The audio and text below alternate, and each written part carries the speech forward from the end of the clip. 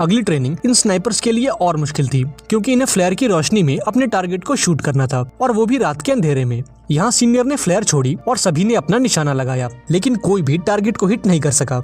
यहाँ मिकोला ने गोली नहीं चलाई और फ्लेयर की रोशनी में अपने टारगेट की दूरी का अंदाजा लगाया और अपनी मैथ की नॉलेज को यूज करके एक परफेक्ट शॉट मारा।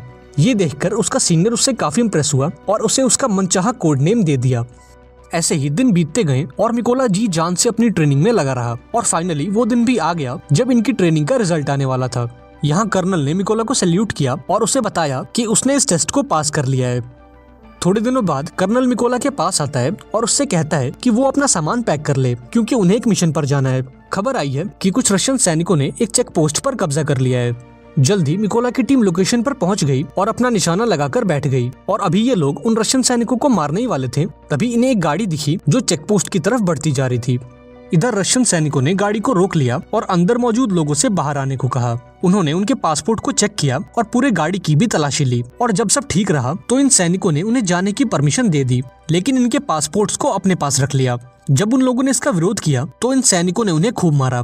ये सब देखकर कर्नल ने अपने सैनिकों को फायर करने का ऑर्डर दिया, और देखते ही देखते सभी रशियन सोल्जर मारे गए, और इस तरह से इनका पहला मिशन कंप्लीट हुआ। मिशन के बाद जब सभी बेस पर लौटे तो मिकोला ने देखा कि उसके बहुत से साथी बेस पर मौजूद नहीं हैं। उसे बताया गया कि उसके बाकी साथियों को एक दूसरे मिशन पर भेजा गया है। अगले दिन मिकोला को खबर लगी कि उस मिशन के दौरान उसके बहुत से साथी मारे गए हैं, और उन सभी लोगों को एक रशियन स्नाइपर ने मारा है। उस स्नाइपर का नाम सेरी था और वो रशिया का सबसे घातक स्नाइपर था।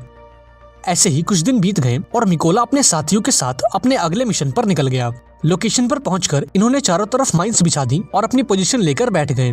थोड़ी देर बाद रशियन सैनिक वहां पहुंच गए और इन सैनिकों के साथ इवान भी था। इवान वही लड़का था जो स्कूल में मिकोला को परेशान किया करता था, और अब उसने रशियन आर्मी ज्वाइन कर ली थी। अब जैसे ही उनके पैर लैंड माइंस पर पड़े, वहाँ एक जोरदार धमाका हुआ और वो सभी मारे गए। यहाँ कर्नल ने मिकोला को समझाया कि उसे इवान की मौत का जरा भी दुख नहीं होना चाहिए, क्योंकि रशियन आर्मी को ज्वाइन करना इवान का अपना फैसला था। मिशन पूरा करके ये सभी अपने बेस कैंप पर लौट आए। यहाँ कर्नल ने मिकोला को अपनी फैमिली फोटो दिखाई और उसे बताया कि उसकी फैमिली में 3 लोग हैं और उसकी दोनों बेटियां इस बात से अनजान हैं कि उनका पिता एक सोल्जर है।